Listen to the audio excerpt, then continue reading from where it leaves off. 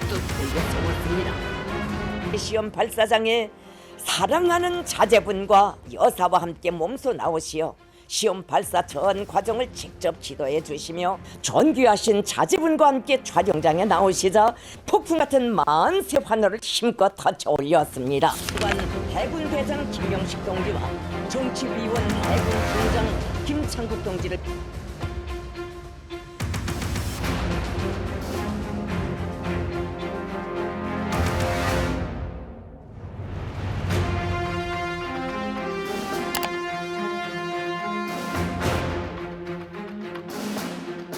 지역에서 대규모 군사연습을 공기를 관람하셨습니다.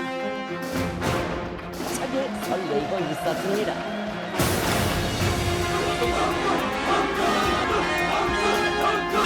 전진하는 우리에게 있어.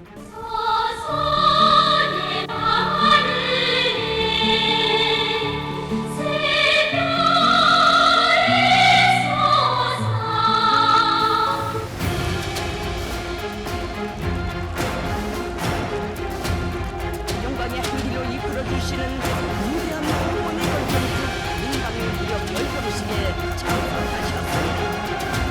세계의 상승공에 김정은 총비서에 이어 간부들과 악수를 하고 김정은 바로 옆에서 기념사진을 찍으며 김정은 버금가는 위상을 과시한 김주애. 김주애가 북한에서 조선의 샛별 여장군으로 불리고 있다고 대북 매체가 보도했습니다. 자유아시아 방송은 평양 소식통을 인용해 정찰위성 발사를 축하하는 간부 강연회에서 우주 강국의 미래가 조선의 샛별 여장군에 의해 더 빛날 것이라는 언급이 있었다고 보도했습니다. 앞서 지난 9월 대북 매체 NK타임즈는 당 중앙위 내부에서 김주애를 샛별 여장군으로 부르고 있다고 전했습니다.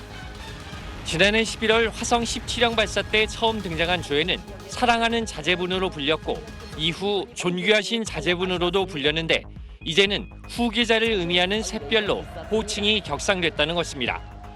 국정원은 확인해 줄 수 없다면서도 김주애 후계 등 다양한 가능성을 염두에 두고 추적하고 있다며 보도 내용을 부인하지 않았습니다. 금성을 의미하는 샛별은 북한 내에서는 미래의 지도자와 같은 의미로 사용되어 왔습니다.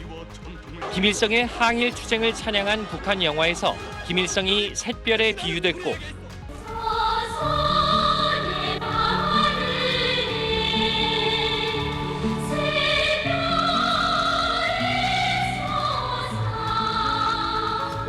김정은도 후계자로 내정되기 전까지 샛별 장군으로 불렸습니다.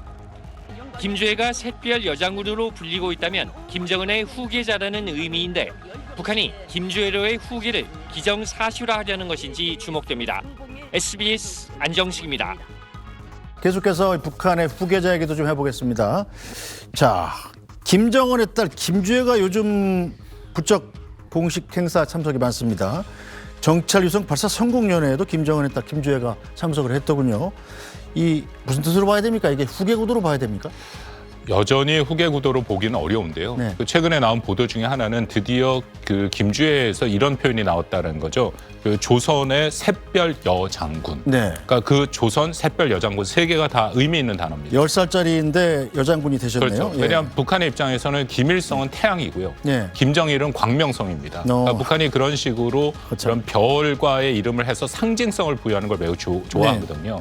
그렇다면 처음으로 김주애가 그전에 나왔던 뭐 존귀하신 뭐 사랑하는 자제분이다라는 것이 아니라 네. 북한 체제의 김일성 이후에 나타나는 체제의 핵심인 단어들이 나왔다. 그 또 하나는 여장군이라는 표현이 나왔다는 네. 것도 주목해 볼 만합니다. 왜냐하면 김정은이 그 권력을 세습하는 과정에서 장군이라는 칭호가 먼저 나오기 시작했거든요. 그래서 이전보다는 가능성이 높아지긴 했다라고 생각을 합니다만 아직은 말씀하신 것처럼 10살짜리이기 때문에 또 앞으로의 시간이 많이 남았기 때문에 후계 구도가 확정됐다 보기는 조금 이른다라고 생각을 합니다. 저 집안이 갑자기 아버지 이제 김정은도 마찬가지지만 심장이나 이런 쪽이 안 좋아서 갑자기 급사를 하잖아요.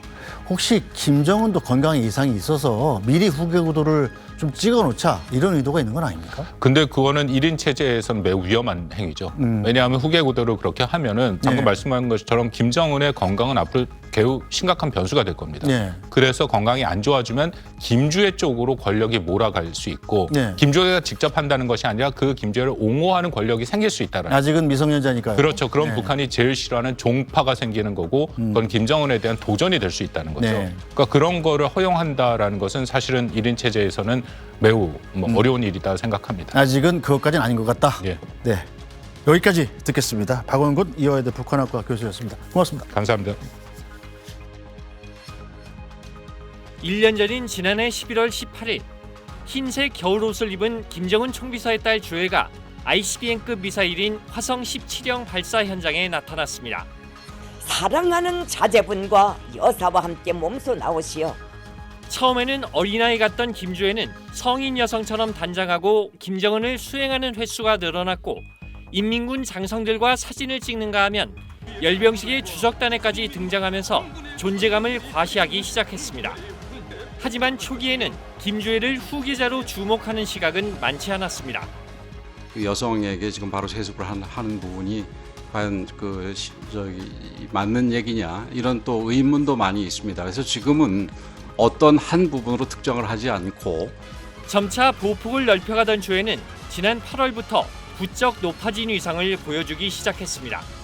김정은을 따라 간부들과 악수를 하고 실내 행사장에서 주석단에 앉더니 북한 정권 창립 99절 열병식에서는 많은 주민들이 지켜보는 가운데 김정은과 옆자리에 나란히 앉았습니다.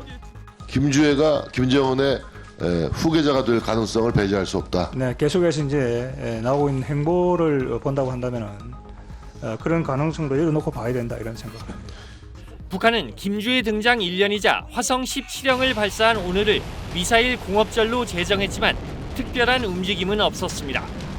김주애가 아직 10살 정도로 어린 만큼 수위 조절을 해가며 주애를 부각시킬 것으로 보이는데 북한의 미래와 관련해 김주애에 대한 관찰이 중요해졌습니다. SBS 안정식입니다.